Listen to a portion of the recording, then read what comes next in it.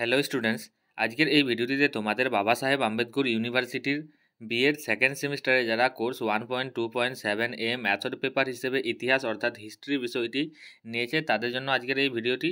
এই ভিডিওটিতে তোমাদের 2024-26 সেশন অর্থাৎ 2025 সালের সাজেশন উত্তর সহ দেখানো হবে এবং এগুলো তোমরা অবশ্যই বুঝে বুঝে পড়ার চেষ্টা করবে যাতে তোমাদের পরীক্ষায় যে কোনো ঝামেলা না হয়। প্রথমে আমরা গ্রুপ এ অর্থাৎ 2 মার্কসের প্রশ্ন উত্তর দেখব। তার আগে বলি, তোমরা যদি এগুলো পিডিএফ আকারে পেতে চাও সমস্ত কোর্স সহ সাজেশান, তাহলে তোমাদের একবার 40 টাকা পে করতে হবে এবং 40 টাকা পে করার জন্য আমার হোয়াটসঅ্যাপ নম্বর 7718187415 এই হোয়াটসঅ্যাপ নম্বরে যোগাযোগ করতে পারো, অথবা আমার টেলিগ্রাম চ্যানেলেও যোগাযোগ করতে পারো। তো প্রথমে আমরা গ্রুপ এ অর্থাৎ 2 মার্কসের 1 নং দাগের প্রশ্ন উত্তর দেখব। 1 নং দাগে আছে মিথস্ক্রিয়া বা আলোচনা পদ্ধতির অসুবিধাগুলি লিখুন। 2 নং দাগের প্রশ্ন হলো ইতিহাস শিক্ষণে আঞ্চলিক পদ্ধতির দুটি সুবিধা লিখুন। 3 নং দাগের প্রশ্ন হলো ইতিহাস শিক্ষণের দুটি উদ্দেশ্য লিখুন। 4 নং দাগের প্রশ্ন হলো মিথস্ক্রিয়া বা আলোচনা পদ্ধতির দুটি সুবিধা উল্লেখ করুন। 5 নং দাগের প্রশ্ন হলো সহায়ক উপকরণের উদ্ভাবনা বলতে কী বোঝেন। 6 নং দাগের প্রশ্ন হলো ইতিহাস শিক্ষণের দুটি মূল্যবোধের উল্লেখ করুন। 7 নং দাগের প্রশ্ন হলো CAI এর পুরো নাম কি। 8 নং দাগের প্রশ্ন হলো ইতিহাস শিক্ষণে শিখন সম্পদের গুরুত্ব লিখুন।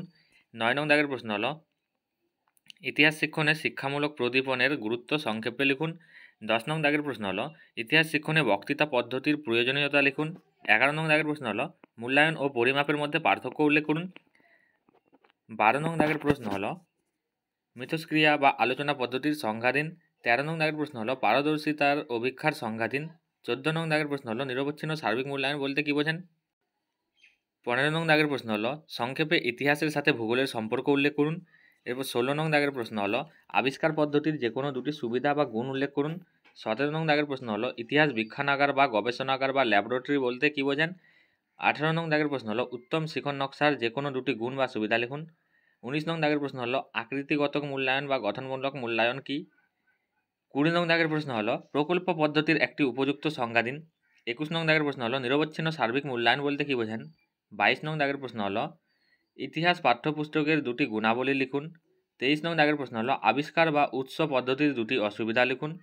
24 নং দাগের প্রশ্ন হলো প্রক্ষেপণযোগ্য ও প্রক্ষেপণযোগ্য নয় এমন প্রদীপনের মধ্যে পার্থক্য উল্লেখ করুন। 25 নং দাগের প্রশ্ন হলো সামর্থ্য ভিত্তিক মূল্যায়নের সংজ্ঞা দিন। 26 নং দাগের প্রশ্ন হলো আঞ্চলিক পদ্ধতির দুটি অসুবিধা লিখুন। 27 নং দাগের প্রশ্ন হলো মস্তিষ্ক ঝঞ্ঝা বলতে কী বোঝেন। 28 নং দাগের প্রশ্ন হলো মৌখিক অভিক্ষার সুবিধা এবং অসুবিধাগুলি লিখুন। এরপর গ্রুপ বি অর্থাৎ 5 মার্কসের প্রশ্ন উত্তর দেখব। 5 মার্কসের 1 নং দাগের প্রশ্ন হলো প্রকল্প পদ্ধতির 3টি সুবিধা ও 3টি অসুবিধা লিখুন। 2 নং দাগের প্রশ্ন হলো শিখন নকশার গুরুত্ব উল্লেখ করুন। 3 নং দাগের প্রশ্ন হলো CAI এর পুরো নাম কি। শিক্ষক শিক্ষিকা ও ছাত্রছাত্রীদের উপর এর প্রভাব কেমন তা আলোচনা করুন। 4 নং দাগের প্রশ্ন হলো ইতিহাস পাঠ্যক্রম প্রণয়নের প্রধান নীতিগুলি কী কী। 5 নং দাগের প্রশ্ন হলো বক্তৃতা পদ্ধতির সুবিধা ও অসুবিধাগুলি কী কী। 6 নং দাগের প্রশ্ন হলো ইতিহাস শিক্ষণের মূল্যবোধগুলি সম্পর্কে আলোচনা করুন। 7 নং দাগের প্রশ্ন হলো ইতিহাস শিক্ষণে শিখন প্রদীপনের গুরুত্ব উল্লেখ করুন। 8 নং দাগের প্রশ্ন হলো ইতিহাস শিক্ষণে নির্ণয় এবং সংশোধন ব্যাখ্যা করুন। 9 নং দাগের প্রশ্ন হলো শিখন নকশার সংজ্ঞা দিন এবং শিখন নকশার ধাপগুলি লিখুন। 10 নং দাগের প্রশ্ন হলো একটি উত্তম ইতিহাস পাঠ্যপুস্তকের গুণাবলী আলোচনা করুন। 11 নং দাগের প্রশ্ন হলো জাতীয় সংহতি সঞ্চালনে ইতিহাস শিক্ষণের গুরুত্ব উল্লেখ করুন। 12 নং দাগের প্রশ্ন হলো ইতিহাস শিক্ষার জন্য বিভিন্ন শিক্ষা সহায়ক উপকরণের গুরুত্ব ও উদ্ভাবনা সম্পর্কে আলোচনা করুন। 13 নং দাগের প্রশ্ন হলো গঠনমূলক ও সংক্ষিপ্ত মূল্যায়ন বলতে কী বোঝেন। 14 নং দাগের প্রশ্ন হলো গঠনমূলক ও সামগ্রিক মূল্যায়নের মধ্যে পার্থক্য লিখুন। 15 নং দাগের প্রশ্ন হলো কম্পিউটার সহায়ক নির্দেশনার সুবিধা এবং অসুবিধাগুলি কী কী অর্থাৎ CAI এর সুবিধা ও অসুবিধাগুলি লিখুন। 16 নং দাগের প্রশ্ন হলো ইতিহাস শিক্ষণে প্রতিপাদন পদ্ধতির সুবিধা ও অসুবিধাগুলি কী কী। 17 নং দাগের প্রশ্ন হলো নিরবচ্ছিন্ন এবং সার্বিক মূল্যায়নের সুবিধা ও অসুবিধাগুলি আলোচনা করুন। 18 নং দাগের প্রশ্ন হলো রচনাধর্মী অভিক্ষার এবং নৈর্ব্যক্তিক ধর্মী অভিক্ষার সুবিধা ও অসুবিধাগুলি উল্লেখ করুন। এরপর 19 নং দাগের প্রশ্ন হলো সংশোধনমূলক শিক্ষণ কি।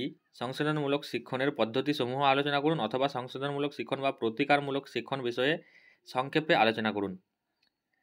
এরপর গ্রুপ সি অর্থাৎ 10 মার্কসের প্রশ্ন উত্তর দেখবো আমরা। 10 মার্কসে মোট তোমাদের দুটি প্রশ্ন থাকবে, তার মধ্যে একটি করতে হবে। 1 নং দাগের প্রশ্ন হলো ইতিহাস পাঠ্যক্রম প্রণয়নের নীতিগুলি উল্লেখ করুন। 2 নং দাগের প্রশ্ন হলো ইতিহাস শিক্ষণে কী কী উদ্ভাবনা আনয়ন করতে পারেন। 3 নং দাগের প্রশ্ন হলো ইতিহাস শিক্ষণে মূল্যায়ন পদ্ধতিগুলি বিশদে আলোচনা করুন। এরপর 4 নং দাগের প্রশ্ন হলো ইতিহাসের শিখন নকশার উপর একটি নাতিদীর্ঘ রচনা লিখুন।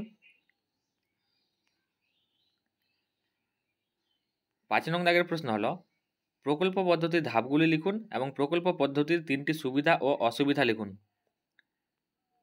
6 নং দাগের প্রশ্ন হলো ইতিহাস শিক্ষণে শিখন সহায়ক হিসেবে সময়রেখা ও মানচিত্রের গুরুত্ব উদাহরণ সহকারে আলোচনা করুন।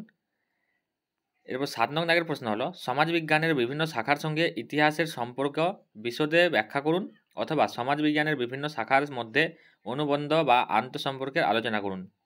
এই প্রশ্নটা অবশ্যই তোমরা বুঝে পড়বে, কারণ এই প্রশ্নটা থেকে অনেকটাই তোমাদের 2 মার্কসেরও আসতে পারে।